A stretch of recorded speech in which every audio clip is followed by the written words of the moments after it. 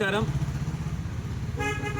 నిన్నటి రోజు ఏదైతే రపా పార్టీ మాజీ మంత్రి మాజీ శాసనసభ్యుడు పేర్ని నాని ఇతని పరిస్థితి ఎలా ఉందంటే, కూటమి ప్రభుత్వం గెలిచిన తర్వాత ఈ సంవత్సర కాలంలో జగన్మోహన్ రెడ్డి ఇతనికి ఒక సూదేస్తాడు. నువ్వు ప్రెస్ మీట్ పెడతావా లేదంటే నీకు రపా ఆయుధం ఇంటికి పంపించమంటావా అని వెంటనే ఇతను ముందుకు వచ్చేస్తాడు. పాపం ఏం మాట్లాడో కూడా తెలియదు. వచ్చేసి మీడియా వాళ్ళు పిలుచుకొని కూర్చోబెట్టేసుకొని ముందు పవన్ కళ్యాణ్ గారి గురించి మాట్లాడాలి. లేకపోతే ఆడ మళ్ళీ సూది పడుతుంది. ఈయనకి రపా వస్తుంది ఇంటికి మళ్ళీ ఒక ఆయుధం. ఈ పేరుని నానికి మేము ఒకటే తెలియజేస్తా ఉన్నాం. నువ్వు చేసిన అవినీతి అక్రమాలకి, నువ్వు చేసినటువంటి రేషన్ బియ్యం అవినీతిలో మీ సతీమణి పేరు పెట్టించుకొని కాళ్ళ ఏళ్ళలో పట్టుకొని కూటమి ప్రభుత్వాన్ని తప్పించుకున్నటువంటి ఒక పనికి మాలిన సవట సన్నాసివి నువ్వు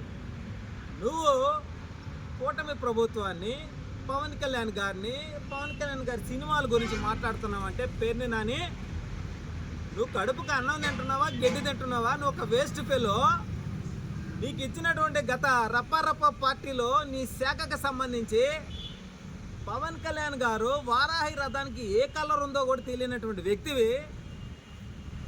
నువ్వు కూడా ఒక ప్రెస్ మీట్ పెట్టి కూటమి ప్రభుత్వాన్ని, మా అధినేత పవన్ కళ్యాణ్ గారిని, ఆయన తీసే సినిమాల గురించి మాట్లాడుతున్నావే.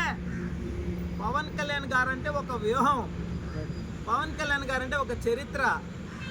నీకు తెలుసో లేదో, గతంలో ఏదో రాష్ట్ర ప్రజలు మీ స్వాతిమిత్రుల కమల్ హాసన్ లాగా నటిస్తున్నటువంటి జగన్మోహన్ రెడ్డి వాళ్ళ నాయన్ని అడ్డం పెట్టుకొని, వాళ్ళ నాయన శవాన్ని అడ్డం పెట్టుకొని సానుభూతితో ప్రజల్లోకి వచ్చి ఆయన ఏదో ఉద్ధరిస్తాడని చెప్పి నమ్మి ఓట్లేసిన దానికి 5 సంవత్సరాలు రాష్ట్రంలో రాజారెడ్డి పరిపాలన కొనసాగి అన్యాయంగా, అక్రమంగా అమాయకులపైన, ఎస్సీలపైన, ఎస్టీలపైన, మైనార్టీలపైన కేసులు పెట్టి వాళ్ళని చంపి వాళ్ళ బాడీలను పార్సిల్ చేసి వాళ్ళ ఇళ్ళకే పంపించి పోలీస్ స్టేషన్లని మీ ఆధీనంలో పెట్టుకొని యువత జీవితాల్లో వెలుగులు లేకుండా చేసి రాష్ట్రాన్ని అప్పుల పాలు చేసి